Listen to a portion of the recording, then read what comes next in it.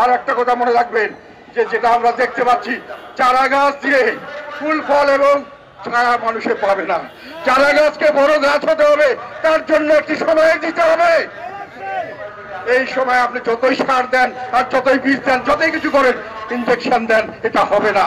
কাজে অবাস্তব চিন্তাধারা বাদ দিয়ে বাংলাদেশের জনগণের মুক্তির জন্য এখন আমরা সবাই আসুন।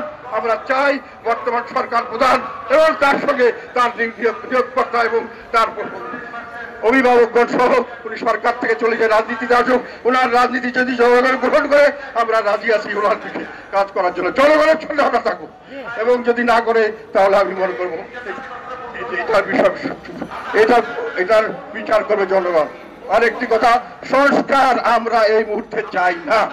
সংস্কার যারা করতে চাচ্ছে অবাস্তব সংস্কার, আমরা সংস্কার চাই নির্বাচনের পরে নির্বাচিত মানুষের দ্বারা তাদের মতামতের ভিত্তিতে, এবং তারা যে সংস্কার চাবে সেই সংস্কারে আমরা পালন করবো ইনশাআল্লাহ।